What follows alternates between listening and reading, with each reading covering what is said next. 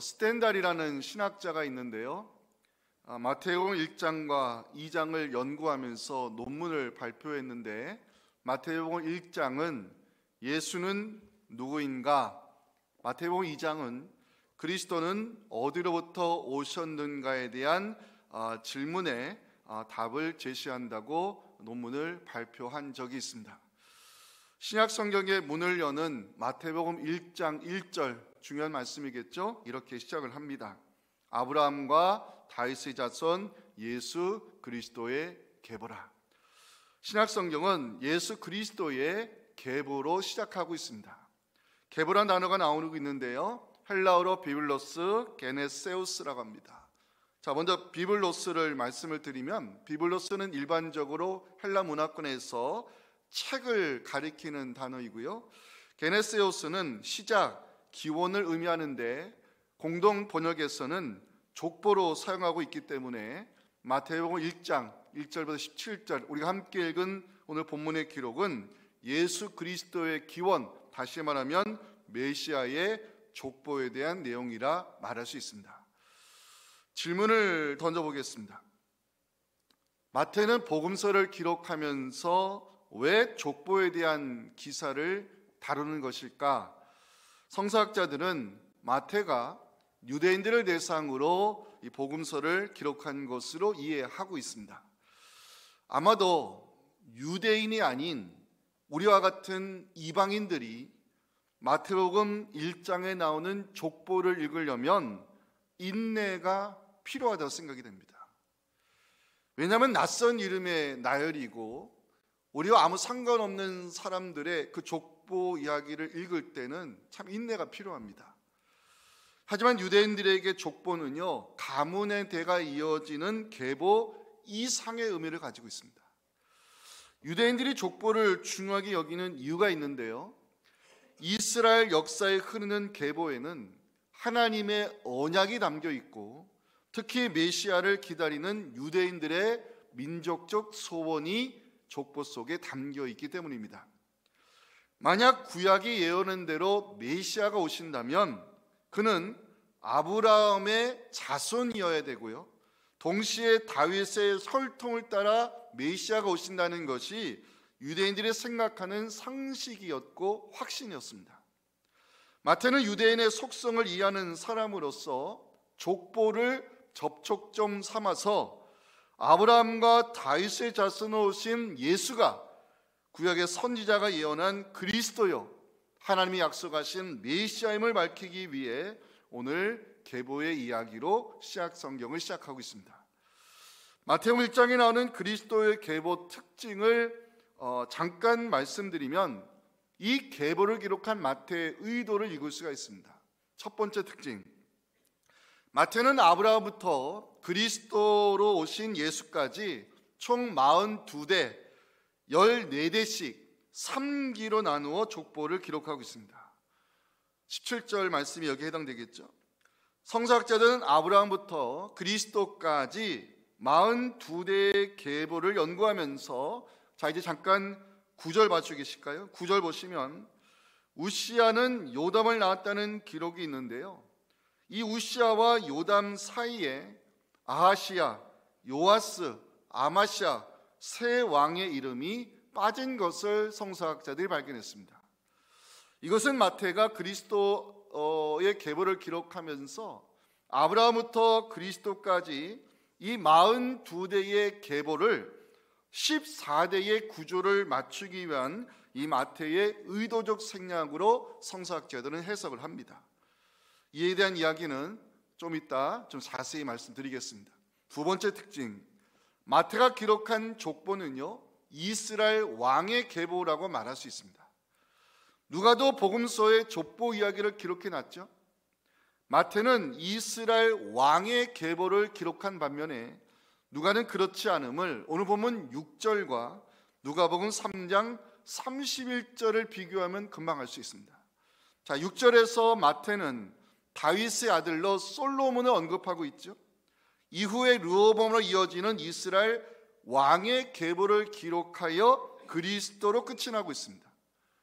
예수님이 다윗의 자손으로 오시는 이스라엘의 왕이 되심을 알리기 위한 마태의 의도로 읽을 수 있는 장면인데, 반면 같은 복음서 기자인 누가는 다윗의 아들을 솔로몬이 아닌 나단으로 기록하고 있음을 누가복음 3장 31절 마지막은 보여주고 있습니다. 그 위는 나단이요 그 위는 다윗이라. 지금 누가의 족보는 위로 올라가는 구조이기 때문에 다윗의 아들이 솔로몬이 아닌 나단으로 기록이 되어 있습니다. 마태와는 확연한 차이가 있습니다. 세 번째 마태복음에 기록된 계보의 특징은, 마태는 그리스도의 계보를 통해서 예수께서 아브라함과 다윗의 언약을 성취하신 분으로 우리에게 증거하고 있습니다. 마태가 아브라함과 다윗의 자손 예수 그리스도의 계보를 기록한 것은 단순히 혈통적 기원을 제시하기 위함이라기보다는 하나님께서 아브라함에게 약속하셨던 그 말씀, 땅의 모든 족속이 너로 말미암아 복을 받을 것이라는 창세기 12장 3절의 그 약속이 아브라함의 자손으로 오신 예수 그리스도를 통해 이루어졌다는 것. 또 한 가지, 하나님께서 다윗과 맺으신 언약이 있죠.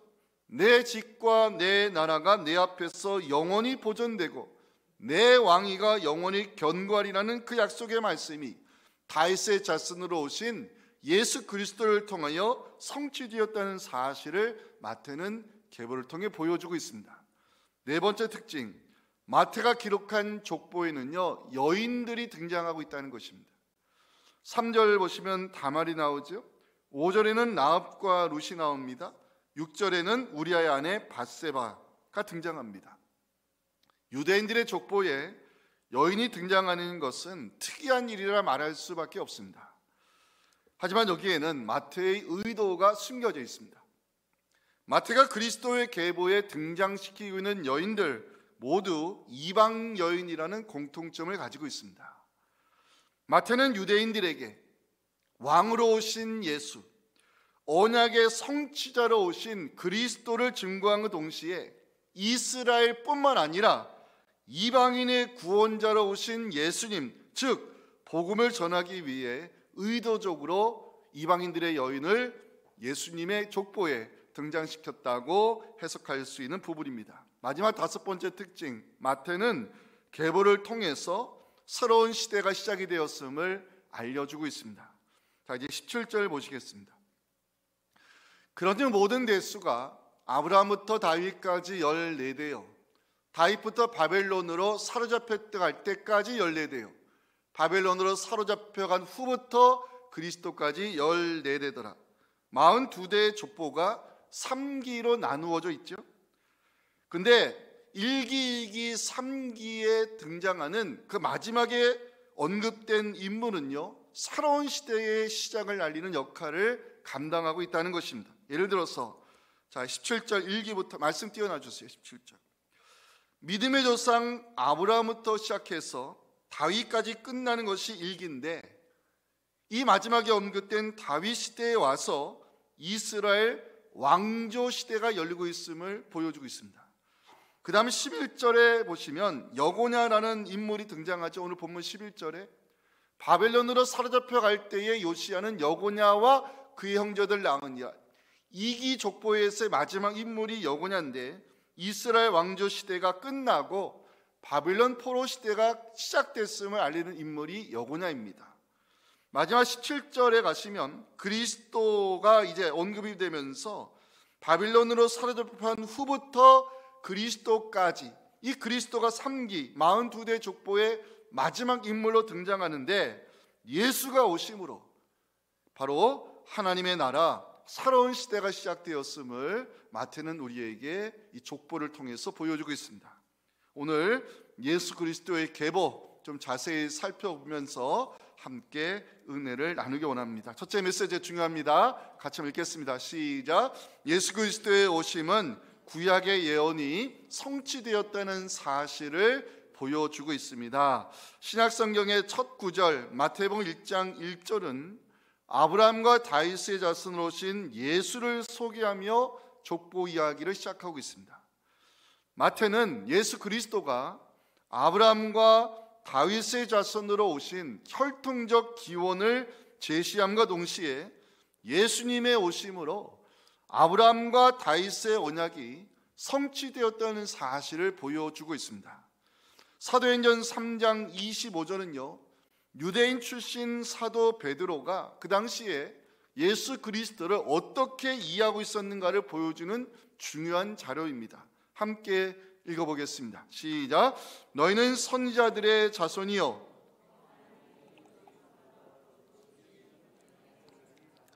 아브라함에게 이르시기를 땅 위의 모든 족속이 너의 씨로 말미암아 복을 받으리라 하나님이 약속했습니다. 땅 위의 모든 족속이 너의 씨로 말미암아 복을 받으리라. 하나님은 아브라함을 믿음의 조상으로 부르시고 구원의 역사가 어느 한 나라, 어느 한 민족에 치우치지 아니하고 세상 만민에게 퍼져갈 것을 약속했습니다. 마태는 아브라함이 약속하셨던 그 씨가 바로 그리스도이심을 증거하면서 예수가 아브라함의 언약을 성취하신 것으로 기록하고 있습니다. 또 한 가지, 하나님이 다윗과 맺으신 언약이 있지요. 사무엘하 7장 16절에 기록이 되어 있습니다. 내 집과 내 나라가 내 앞에서 영원히 보존되고 내 왕위가 영원히 견고하리라 하나님이 약속했습니다. 이 약속이 이루어졌나요? 우리가 알고 있는 이스라엘 왕조 역사는요, 바벨론의 침략으로 끝이 났습니다. 이스라엘 왕조 역사는 바벨론 침략으로 끝이 났지만 하나님은 예수 그리스도를 다윗의 자손으로 보내셔서 다윗의 나라가 영원히 보존되고 그 왕위가 그리스도를 통해서 영원히 견고할 것이라는 약속을 이루어 주셨습니다. 마태는 예수의 오심을 구약 예언의 성취로 증거하기 위해서요, 다른 복음서와는 달리 무려 10번에 걸쳐서 예언의 성취 형식을 이 마태복음에서 사용하고 있습니다.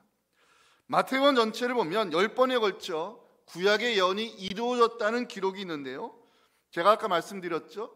마태복음 1장은 예수는 누구인가, 마태복음 2장은 그리스도는 어떻게 오시게 되었는가를 알리고 있는데, 이 기록을 통해서 마태는 구약의 예언이 예수 그리스도 통해서 성취되었음을 마태복음 1장 2장에서 4번이나 강조하고 있습니다.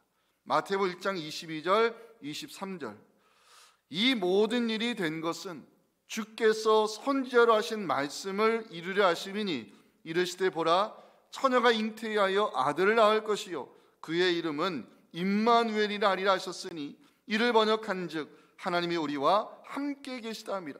이사야 7장 14절의 예언이 예수님을 통해서 동정녀 마리아로 오신, 탄생을 통해 오신 예수님을 통해 이루어졌다고 마태는 기록합니다.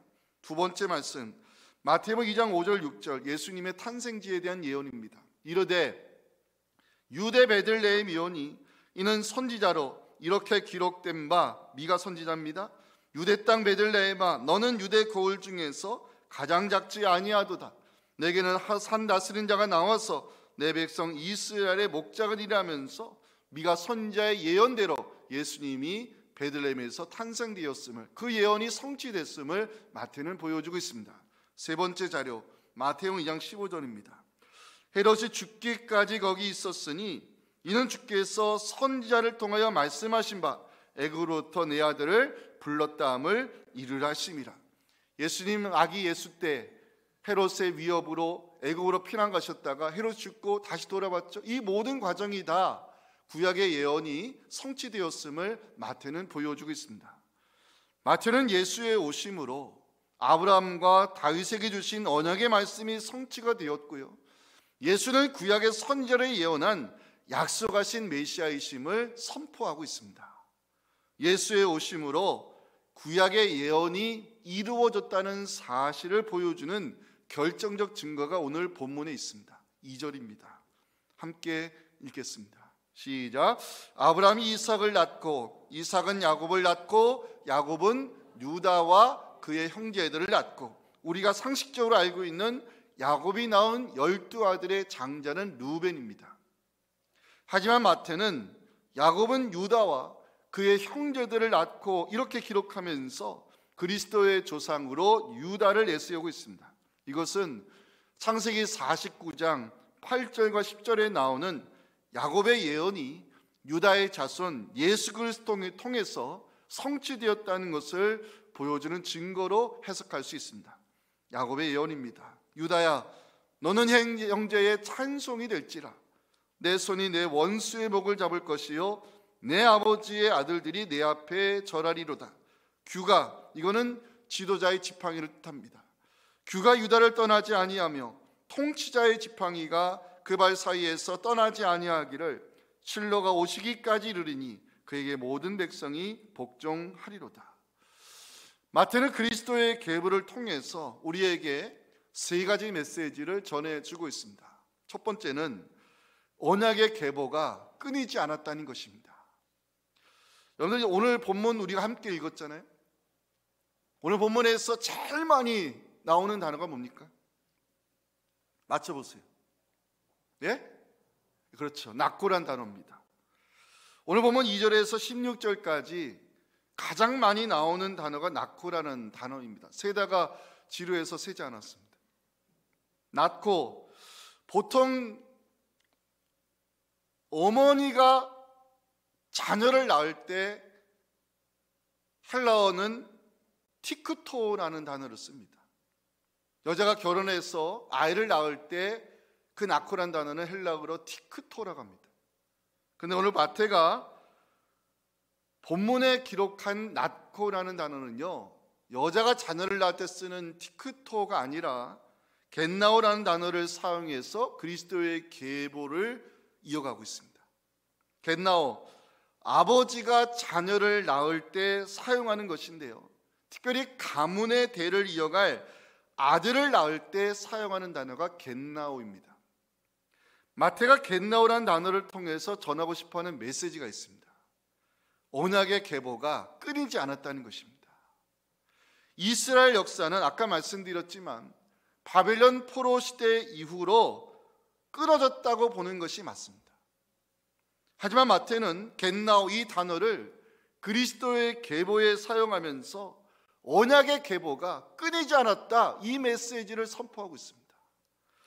언약의 계보가 끊이지 않았다는 것, 사도행전 7장 8절에서도 이 낙고라는 단어가 등장하고 있는데요, 역시 겟나오, 이 단어를 사용하고 있습니다. 헬라의 언약을 아브라함에게 주셨더니 그가 이삭을 낳아 여드레 만에 할례를 행하고 이삭이 야곱이 우리 12조상을 낳았고, 이 겟나오는 단어가 그리스도의 계보인 마태복음 1장에 다시 등장하면서 그리스도가 오심으로 언약의 계보가 계속해서 끊이지 않고 이어져 왔음을 성경이 우리에게 보여주고 있습니다. 예수 그리스도가 오심으로 언약의 계보가 끊이지 않았다는 사실, 아브라함의 영적 자손으로 부름받은 우리에게는 복음입니다. 갈라디아 3장 29절을 다 함께 읽어보겠습니다. 시작.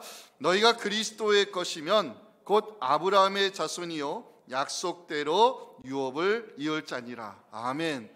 마태가 그리스도의 계보를 통해 전하고 싶어하는 메시지 두 번째는요, 역사 가운데 일하고 계시는 하나님입니다. 마태복음 1장에 나오는 족보는요, 아브라함부터 시작해서 그리스도에 이르기까지 총 42대의 계보를 담고 있습니다. 마태가 기록하고 있는 족보는요, 이스라엘의 긴 역사이면서도 세상 역사 가운데 그리스도를 보내기 위해 일하고 계시는 하나님을 보여주고 있습니다. 하나님은 침묵하시는 하나님이 아니라 역사 가운데 일하고 계시며 세상 모든 역사의 초점이 그리스도의 오심에 집중되어 있다는 사실을 마태는 계보를 통해 보여주고 있습니다. 마지막 세 번째 메시지, 신실하신 하나님입니다. 마태는 메시아의 족보를 기록하면서 아브라함과 다윗의 자손으로 오신 예수를 소개하고 있죠.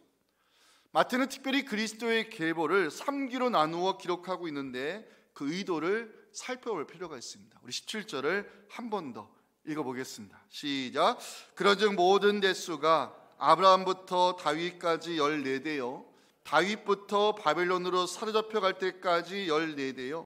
바벨론으로 사로잡혀 간 후부터 그리스도까지 14대더라. 히브리어 알파벳에는요, 고유의 숫자가 붙여져 있습니다.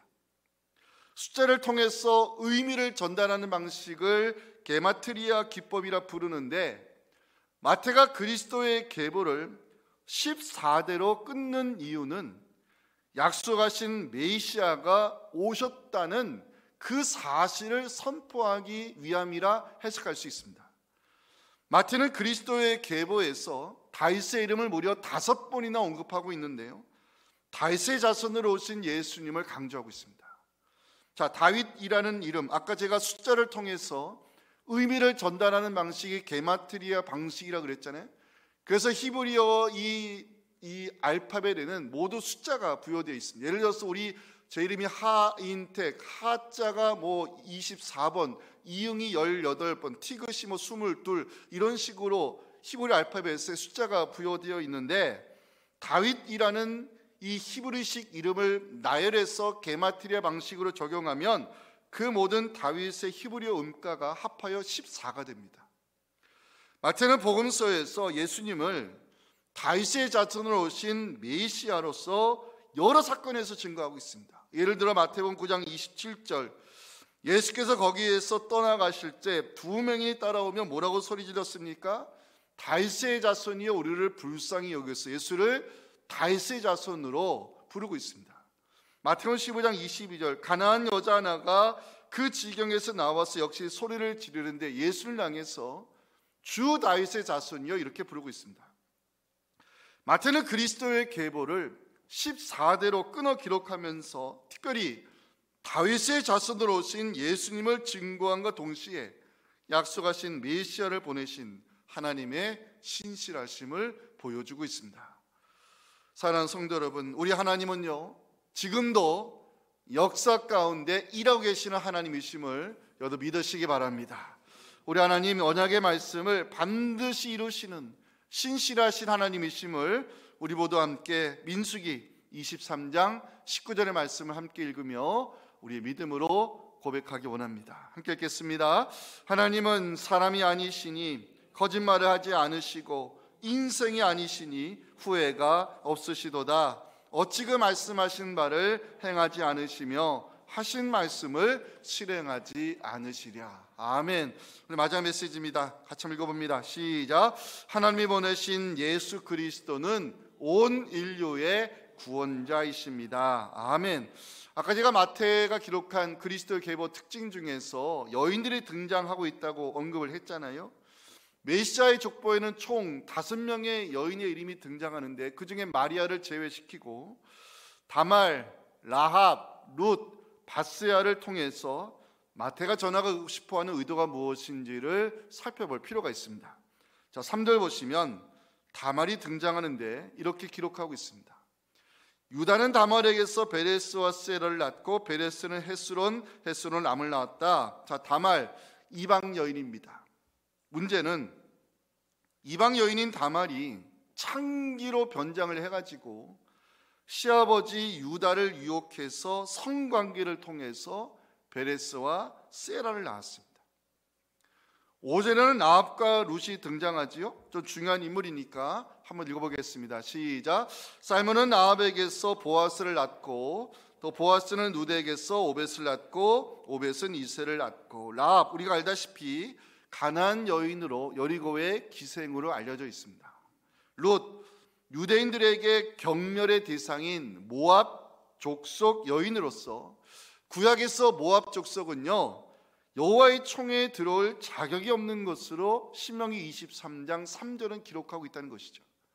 암몬 사람 모압 사람은 여호와의 총회에 들어오지 못하리니 그들에게 속한 자는 10대뿐 아니라 영원히 여호와의 총회에 들어오지 못하리라.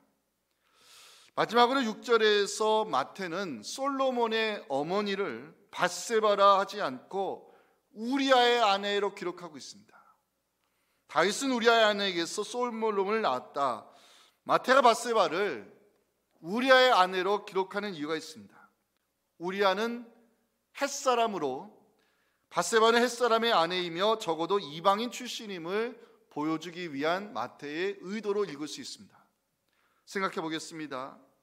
그리스도의 계보에 등장하는 이 여인들, 다말, 라합, 룻, 밧세바는 메시아의 조상이 될 자격이 없는 사람들입니다.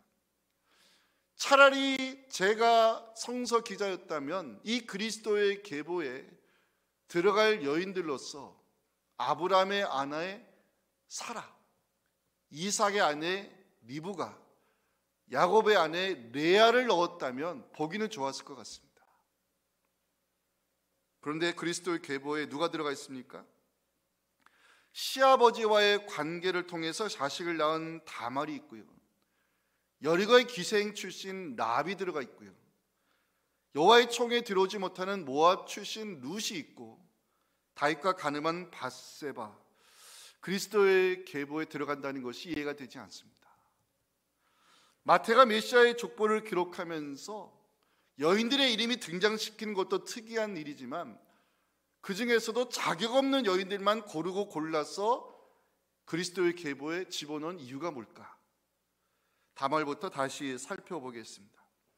다말은 이방 여인이었고요, 창기를 변장해서 시아버지와 관계를 통해 베레스와 세라, 메시아의 조상을 낳았습니다. 라합 역시 이방 여인이고 여리고의 기생 출신이지만 어떤 일을 했죠? 정탐꾼을 숨겨주면서 여호와에 대한 신앙 고백을 통해 구원을 약속받았고요, 훗날 유다 지파의 족장 살몬과 결혼해가지고 그리스도의 직계 조상인 보아스를 낳았습니다. 룻 모압 족속 출신이지만 시어머니 나오미에 대한 사랑과 섬김을 통해서 보아스와 결혼하게 되고 다윗의 조부인 오벳을 낳음으로 여호와의 총회에 들어올 수 있었습니다. 밧세바, 비록 다윗과 가늠한 여인이었지만 어찌됐든 솔로몬을 낳아서 메시아의 조상이 되었습니다. 다말, 라합, 룻, 밧세바, 엄밀히 생각해 보면 그리스도의 계보에 들어올 자격이 없는 여인들입니다. 하지만 마태는 의도적으로 이방 여인들의 이름을 등장시키면서 예수 그리스도의 오심은 이스라엘의 구원뿐만 아니라 이 같은 이방인들에게도 더 확장시키는 이 같은 죄인들까지도 하나님의 은혜로 구원받을 수 있다는 복음을 우리에게 이 계보를 통해 선포하고 있습니다. 그리스도의 계보에 등장하는 여인들을 묵상하면서 저는 중요한 메시지를 깨달았습니다. 하나님이 보내신 예수 그리스도는 온 인류의 구원자가 되신다는 사실입니다. 사도 바울 디모데전서 1장 15절에서요, 죄인을 구원하기 위해 오신 예수 그리스도 복음을 우리에게 전하고 있습니다. 함께 읽겠습니다. 밑보다 모든 사람이 받을 만한 이 말이여, 그리스도 예수께서 죄인을 구원하시려고 세상에 임하셨다. 아멘. 메시아의 직계의 조상이 된 다말, 라합, 룻, 밧세바를 생각하면서 자격 없는 우리를 구원의 울타리 안으로 들어오게 하셨던 하나님의 사랑을 다시 한번 생각하게 되었습니다. 생각해보면 우리도 룻과 같이 여호와의 총회에 들어올 수 없는 이방인들이었습니다. 자격 없는 우리를 은혜로 부르시고 천국의 시민으로 하나님의 권속으로 세워주신 하나님의 그 사랑에 감사하는 마음으로 에베소서 2장 11절, 12절, 19절, 20절을 다 함께 읽겠습니다. 시작. 그러므로 생각하라. 너희는 그때의 육체로는 이방인이요 손으로 육체에 행한 할례를 받은 무리라 칭하는 자들로부터 할례를 받지 않은 무리라 칭함을 받는 자들이라. 그때 너희는 그리스도 밖에 있었고 이스라엘 나라 밖에 사람이라. 청함을 받은 자들이라.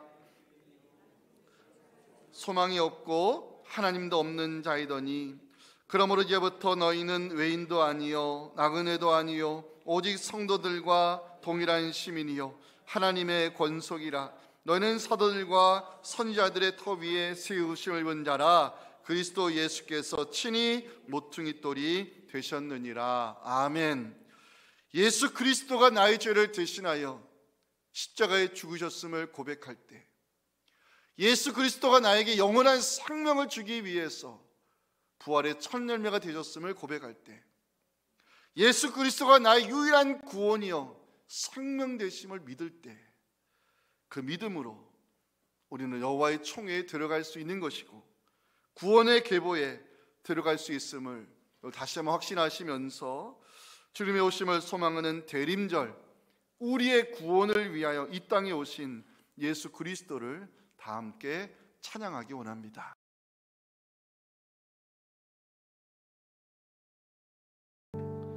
지금은 우리의 구원을 이 땅에 오신 예수 그리스도의 은혜와 하나님 아버지의 말로 할 수 없는 사랑과 성령의 역사가 오늘 이 밤에 주신 메시지를 가슴에 새기며 나의 유일한 구원이요 소망 되시며 모든 것 되시는 예수님을 이제 입을 열어 이 복음의 비를 전하기를 다짐하는 우리 사랑하는 모든 성도들의, 특별히 이 나라 민족을 위한 간절한 중보기도와 우리 다음 세대의 미래의 삶과 우리 한국교회 나라 민족 위에 지금부터 영원토록 함께 하시기를 간절히 축원하옵나이다. 아멘.